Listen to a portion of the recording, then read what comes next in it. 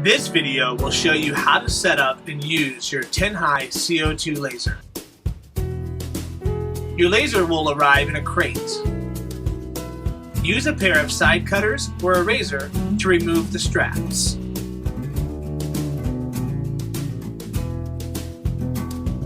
Use a mallet and a flathead screwdriver to pry the top open all the way around.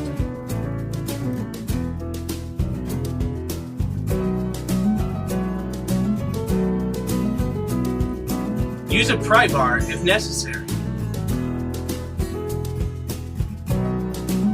Now it's time to remove the side panel. After the side panel is removed, you can slide the laser out the end of the box. Don't forget to remove the honeycomb cutting bed out of the bottom of the crate. Now it's time to remove the shrink wrap.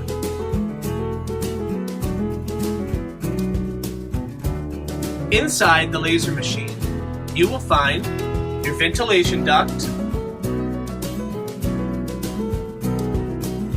air pump,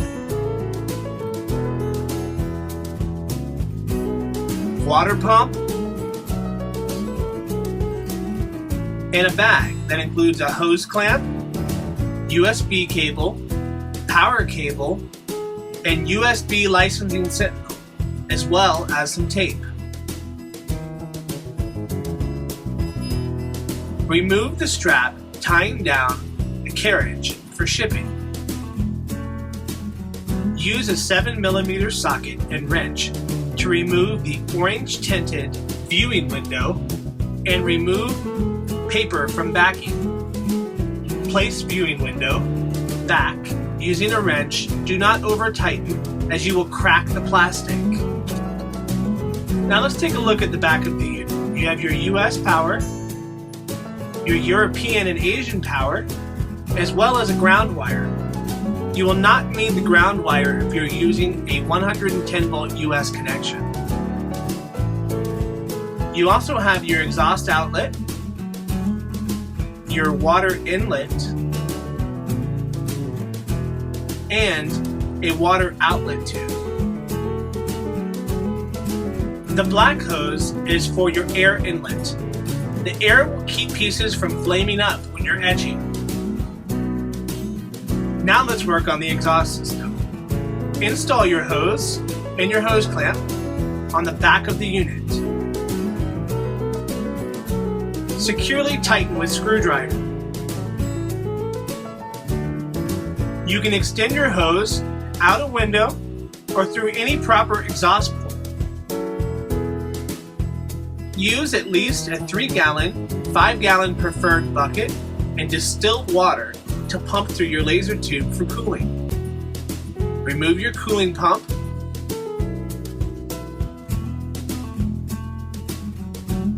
Install hose bib. And install the 4 rubber feet on the bottom of the pump so it will securely fasten to the bottom of your cooling bucket. Drill 3 holes in the top of your lid, 1 for your power and 2 for your inlet and outlet water supply and return. Make sure that your inlet hose goes to the output of your water pump. Now let's hook up your air pump. The air will come out the hot end of your laser. This will keep pieces from flaming up and smoke from staining your items. Inside the 110 volt input is a fuse and a spare. If for some reason your unit does not power on, check this fuse. Let's open up the back and take a look. Here we have the anode input side, flow sensor, and a temperature sensor mounted on the hose. This is your negative ground end. Here you see the first reflection mirror and an easy access panel to clean debris. Your water temperature sensor is located in the rear. Do not let your water get above 24 degrees Celsius. Your final reflective mirror is here, and this is a red dot adjustable laser for aiming. Now it's time to install the honeycomb laser cutting bed. This is your first adjustable reflective mirror. This is your second adjustable reflecting mirror and your final reflecting adjustable mirror. This is a USB Sentinel. It'll be required to run the laser software.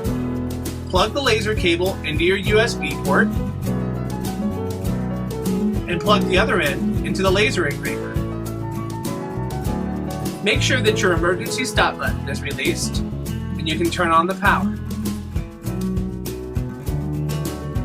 The knob located on the inside of the laser will allow the cutting area to rise and lower for a precise focal point. The button turns off and on the interior light. Now let's take a look at the software installation. Before we begin, we want to disable any antivirus or malware software that could interfere with the script files for the installation. The software provided includes LaserDraw, which can be used to etch and cut. The preferred method for etching and cutting is CorelDRAW. Please be sure to read the install required document. Although CorelDRAW is not included, Corel Laser is, which is a plugin which can be used inside CorelDRAW 12 on Windows 7 or Corel X8 in Windows 10. Now, let's install LaserDraw. Select a language, click Next, select your directory, install, and you're done. Although CorelDRAW is not included with your laser, I'm going to walk you through the setup and install as it is the most commonly used platform.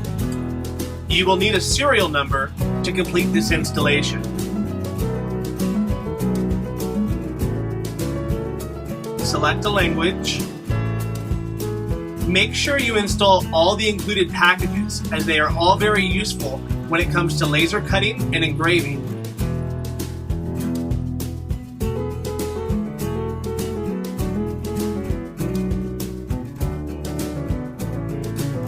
You can choose to register CorelDRAW now or later. Select OK. Finished. Now we're going to install Corel Laser. Corel Laser is a plugin that works inside CorelDRAW.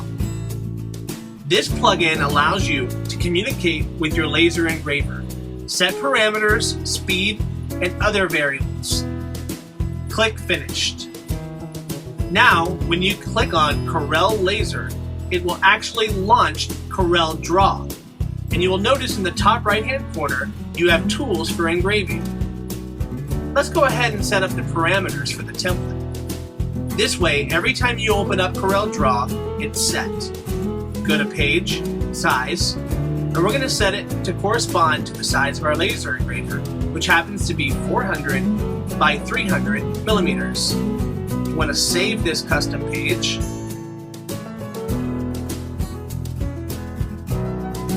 And we want to make sure that this document opens this way every time. Click this, OK, and that's the size of our cutting area, so we know how much room we have to work with. You can see the laser is online and complete. By clicking the Setup, you can come in and click the main board. We're using an M2. Speed ratio needs to be between 90 and 100%. Resolution is 1000. Max speed is 500 millimeters a second. Origin is 1. Page size is 400 by 300. And here you can see the device ID, proving that the laser mainboard is connected to the computer. Select the priority you wish to have. You can also set the distance of the X and Y rail. Now, before we turn on the laser, we want to make sure water is flowing. Turn on your cooling pump as well as your air pump. We want to make sure that all of the air bubbles escape the glass tube before ever test firing. Turn on the laser. Press the test button. Your tube should light up. On the outlet end, place a piece of paper, mark a circle, and make sure your laser is striking directly in the center of this hole. Move on to the next reflective mirror. Do the same thing. If it's not striking in the middle, go back to the previous mirror and make adjustments with the thumb screws until it strikes in the middle. Move on to the final mirror and repeat. If it doesn't work here, go back to the last mirror and make adjustments to the thumb screws until it strikes in the middle. The laser should now beam out the end of the nozzle. If it doesn't, adjust the last mirrors. Laser intensity can be adjusted for different materials by 10%, 1%, or 0.1%. Another important factor is your focal length. You need to use the provided orange 1/4 inch square to make sure that your nozzle is exactly 1/4 inch away from whatever you're etching or cutting. Lower or raise the bed to adjust. Now let's try cutting something. Let's start with a square. You can set it to a 1 by 1 inch square. Moving this square around the template does not represent where it will cut on the cutting bed. Clicking on the Corel Laser Cut button and moving it within this grid will. As you can see, moving the square in the grid will move the laser head. I can select a cutting speed, or I can type in a value and see that the laser head will move to that parameter. Now, let's get started. Press the starting button.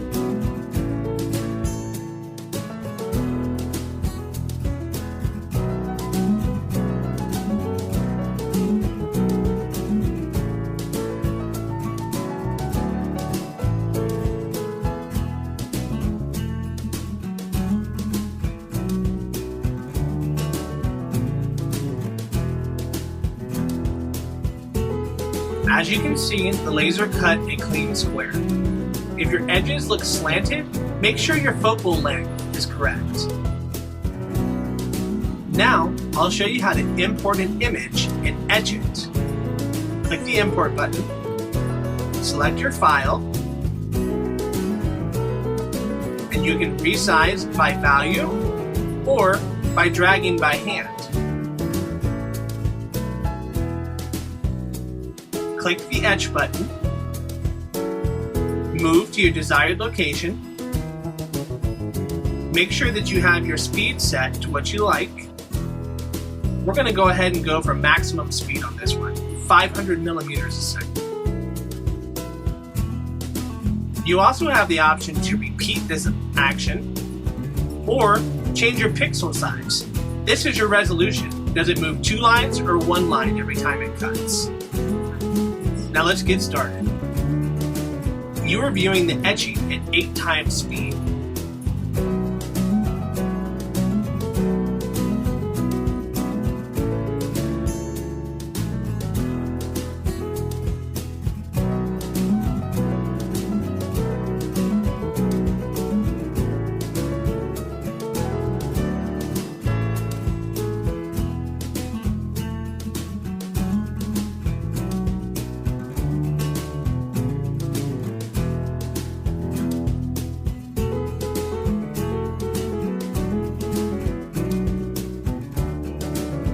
All done.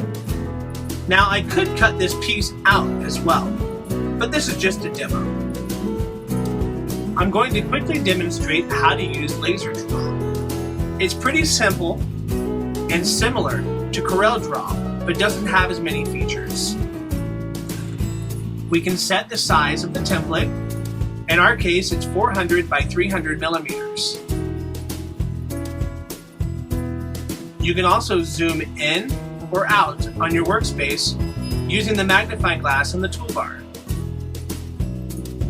Let's do the same thing. Let's draw a square and place it where we like. Now the difference between this software and the last software is, as you can see, the square is relative in the space to where it's going to cut on the laser engraver. Now you can move it as well, but it's locked into place relative to the template size. Just press start. I'll also show you how to engrave something. Let's import an image. Click the image, drag it to where you want it. Now I can cut or I can engrave this on whatever I like. Doing the same thing, you go up to the toolbar, click on engraving, and I can actually switch between engraving or cutting. You can select your speed, origin, repeat, and resolution here as well. This is the same as the Corel Laser plugin. I hope this video was informative in teaching you how to set up and use your Ten-High CO2 Laser. Thanks for watching.